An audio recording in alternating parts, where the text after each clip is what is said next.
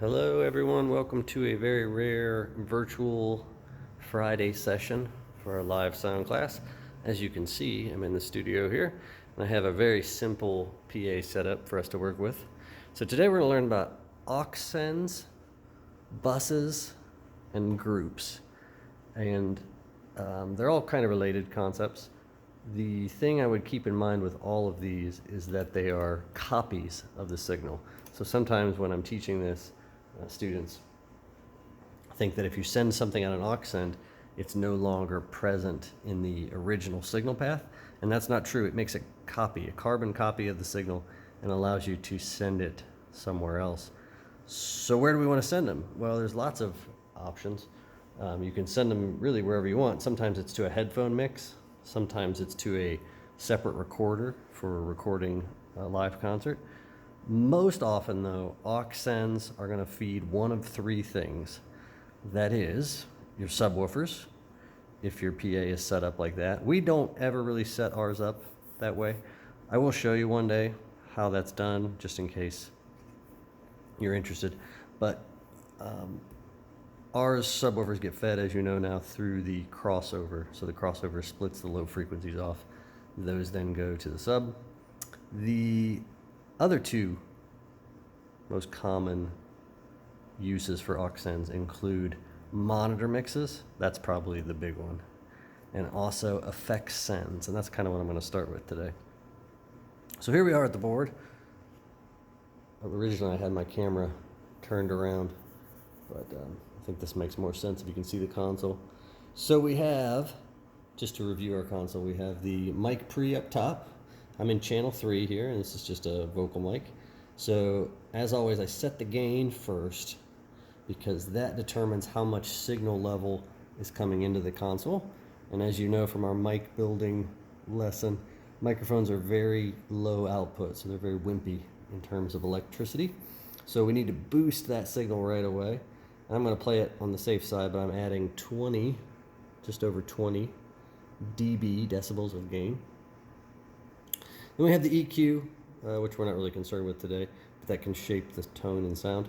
Here's our aux sends. So on this board we have 1, 2, 3, 4, 5, 6 of them. Pan knob left and right, mute switch. If you ever need to just mute everything associated with that channel, that's what you do. Then the very important fader and the often overlooked fader assign buttons. So you have these 3 buttons here. Main mix is normally what we're going to do because we want this fader to feed our mains or front of house speakers, in other words, the big speakers. And in order to do that, we have to assign that. So I press that in. Now anything that comes down this channel will be fed from this fader to the main mix. And if I go all the way over here, this is our master fader. So all the main mix, all these faders previous feed this single master fader here. So this is like the main volume knob. So we'll turn that guy up. So what we should have now is very simple sound. So I only have 2 speakers. There's our mains because I didn't feel like setting everything up. And here's our monitor, which we're going to learn how to use today. So far all I've done is send signal from the brought signal in channel 3 and then sent that out the mains. Nothing new so far. So let me mute that for a second. Actually, I'm not going to mute it. I'm just going to turn the fader down. There we go. So as you can hear, it's no longer coming through the PA, but you still can see the LED blinking only when I'm talking because that is telling us that signal is making it through that channel. So sometimes it's nice to use your eyes as well as your ears to see where signal is going. All right, so how I'm set up here is I have aux1 feeding the monitor. So how that works is aux1, remember that makes a copy of this channel. That goes over here, all the way to the right. You see aux send masters. So this is another master volume, just like the main fader was. So if this is down, that's negative infinity is what that sign means. If this is all the way down, it doesn't matter what you send out aux1 because this becomes a choke point and it mutes it essentially. There also is a mute button if you ever need to just mute the aux completely. So we have a master aux send. I'll turn that up to about noon. So that opens the master floodgates, so to speak, so that anything we feed out these aux1s will feed that. That is physically connected on the back of the board here to this. So here's our main out, and you notice I just have one plugged in now because I only have one speaker. So this purple cable here is aux send 1. So anything that feeds out of aux send 1 master comes out this. And right now I just have it connected to a power amp. It's the second one from the top. And then that power amp feeds our monitor speaker. Monitor speakers in general are smaller because they're only designed for the performers. They're not designed for the whole audience. So front of house speakers are usually bigger, much more wattage. Monitor speakers are small and they're usually angled up like this. You can see if it was sitting on the floor, it would be pointed at the performer. That's an intentional design so that the performer can hear themselves. Okay, so anything we send out aux1 will now come to the monitor speaker. So I'm going to go back to our channel 3. There's 3. I'm going to go up to aux1, send something to that. Remember, that feeds the master, which is connected to a physical cable on the back feeding the power amp. So now I'm coming out not out of this speaker, but out of the monitor only. So if I wanted to send signal, you can probably hear it sounds a little different. It's really not as high quality a speaker, to be honest. So now if I wanted to send signal out both, I have to come back to our fader, set the mic down here, raise the fader. It's still being sent to the main mix. So now the microphone is feeding both the mains from the fader and the monitor from aux1. So notice they're completely independent of one another. In other words, if I mute aux1 altogether, that kills the signal to the monitor because that mutes anything coming out of aux1, but it didn't affect the mains at all. That is correct. So those are, that's how it should operate. Those are independent signals. Or better yet, the aux is a copy of the signal. That's completely unrelated. However, if I go back, mute the mains. In fact, I can even unassign it so it's no longer going to the mains. Unmute aux1, we should be back in the monitor, and sure enough we are. So it's kind of quiet, so I'm going to feed a little more signal to it so I can grab the aux1 knob on channel 3. Now it should be, yeah, it's a little hotter. But check this out, the mute on the channel mutes everything. So the mute kills the whole channel. It kills the main fader, kills any assignments down here, it kills all the auxes. So that's a global mute for that channel. It kind of just eliminates it altogether. So I'll unmute there. Now we're feeding aux1 and aux1 only. And again, if I want to hear both, I have to assign the main mix, send it out the fader. Now we're on the front of house and the monitors. So that's how you would use aux sends to feed monitors. Now sometimes there's 2 or 3 monitors, sometimes there's 12 monitors, and they each are being fed by their own aux send. So why would we do that? Well, if you have, let's say, 3 different performers on stage, let's say it's a piano player, bass player, and a singer. The singer may want a different mix. In other words, he or she wants to hear different instruments than the other performers. So what we do in that case is we find which aux send is feeding the singer's monitor. So let's pretend we'll do a scenario here. Let's say aux1 is feeding the singer's monitor. Now on the channels, we have a piano mic, bass mic, vocal mic. So the singer wants to hear themselves, so that's good. So we have the singer's mic, channel 3, feeding out aux1, so that'll feed to their monitor. Let's say she wants to hear piano but not bass. I have to go to our piano channel, channel 1, find aux1 here. So what we're sending to his or her monitor is piano no bass, and vocals. Now let's say the piano player is being fed from aux 2. In this case, what we want to do, well, we need to know what they want. Let's say they only want themselves and bass, no singer at all. So we give some of the piano player, because remember the channel 1 is the piano mic. We send that to them. Bass also gets sent out aux 2, which is going to go to the piano player's monitor. But the singer, we leave down because our pianist didn't want any vocals in their monitor, so we leave this down. So what you have is the singer receiving a different monitor mix or a different combination of instruments from the piano player. And we could carry this on however many times we need. Well, actually, on this board, we're limited to 6.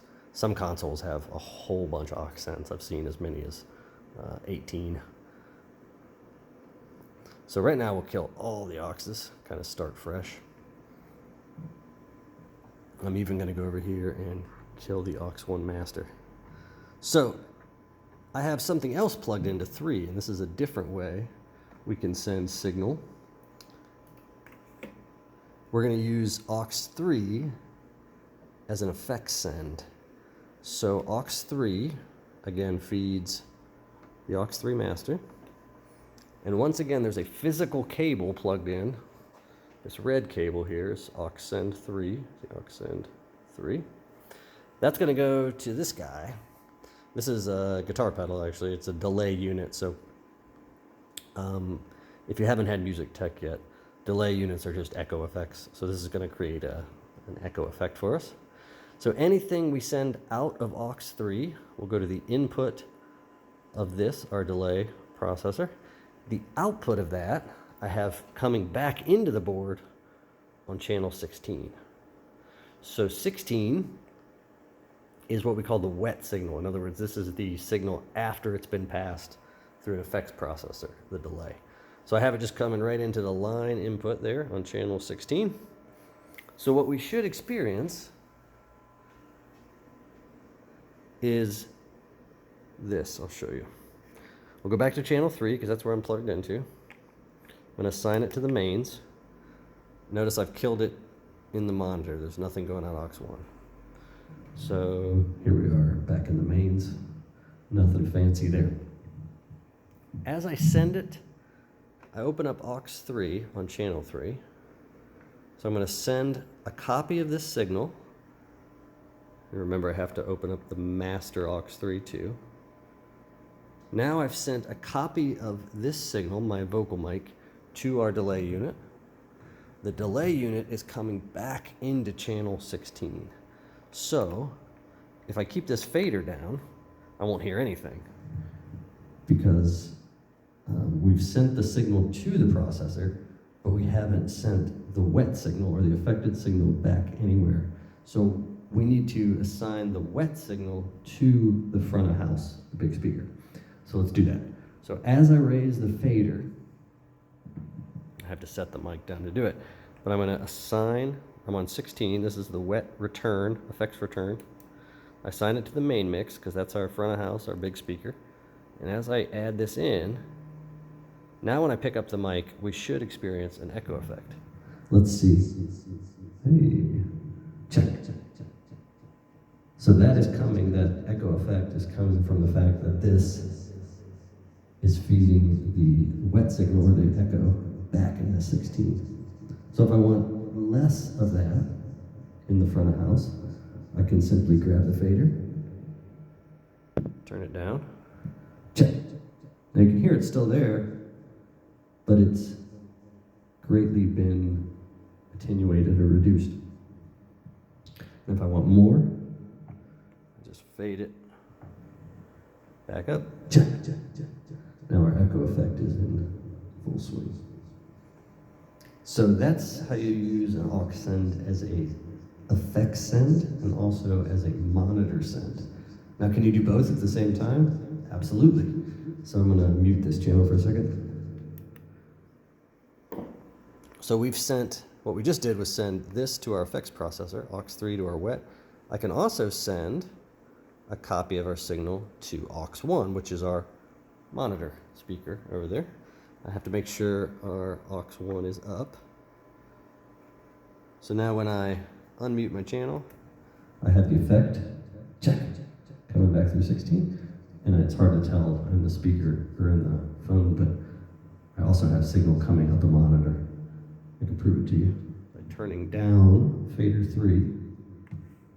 Check, check, 1, 2. Now this is kind of interesting. So the dry signal is coming to the monitor, and notice you still hear the echo effect. That's because channel 16 is still up. So if I don't want any echo effect, I have to mute that channel. Now 16 is off, and all we have is signal to the monitor. So here's an advanced move. You don't often do this, but it's good for understanding signal flow. What if we wanted to send that echo effect not to the mains, but to the monitor instead? So let's think about how we need to do this. We're sending dry signal, regular old copy of the signal to the monitor, so that's good, we'll keep that there. We're sending a copy of our vocal mic to the effects processor, that's good. That copy comes back in channel 16. So if we want to send the wet signal, the wet copy, we need to send it to the monitor. How would we do that? Well, remember, what feeds the monitor? Channel 1. aux1. So aux1, as I turn this up on channel 16, I'm on 16 now, this is going to send the echo effect to the monitor. Let's see if that works. Check. Yeah, so now nothing's feeding the front of house, the big speakers, but the dry signal and the echo effect are feeding into the monitor. That's kind of advanced. So where can you send these things? Wherever you want. There's a million combinations, but most often the job of our aux sends is to feed monitors and effects sends. Now, it's pretty simple. Well, it's simple after you practice it a little bit. It's fairly simple at first.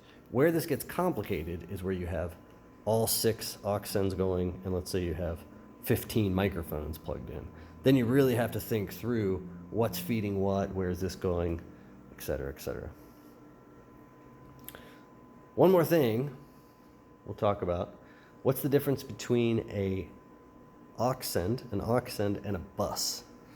So on this board, the buses are called groups. I'll show you over here. This is our master fader. Notice we have group 1, group 2, group 3.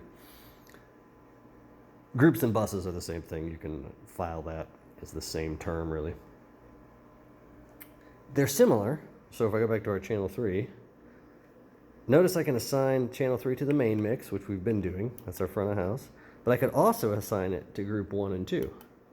So what that means is this fader, anything that comes through this fader, will feed the main mix and group 1 and 2. Now that's group 1 and 2 because they're stereo pairs. So that's why you can't just feed 1 or feed 2. They have to come together because they've been designed that way on this console. So now anything in channel 3 is feeding both the main mix and group 1 and 2. Where does this feed? Well, wherever you want it to. So we have to go to the back of the board and physically plug something in. So if we look, there it says group outs right there. So notice there's 1, 2, 3, 4. So group outs 1 and 2, we could send that somewhere, like to a monitor, to a subwoofer, to a headphone amp, to a different effects processor, etc., etc. The difference is, with an aux send, each channel, so if I'm back on channel 3, you can send exactly how much, you can control how much you want to send out the aux send with one. With the bus or the group, this fader controls the send for both the group and the main mix. So they're kind of attached in that sense. In other words, this is feeding both of them, so you can't send more to the group 1 and 2 than you send to the main mix. or vice versa. You can't increase the amount you send to the main mix from group 1 and 2. So they're both being sent or being fed by this fader. Whereas with the aux sends, you have a lot more control because you can individually control how much you're going to send to each aux. And remember, that's the same for every channel. So once you get good at this on channel 3, it's the same as 4, 5, 6, all the way down the line until we get to our output section on the far right. All right, hope that was helpful. And we're going to run through this, as I'm sure you can guess. We'll run through this in person next time I see you, next Friday. But until then, have a great weekend.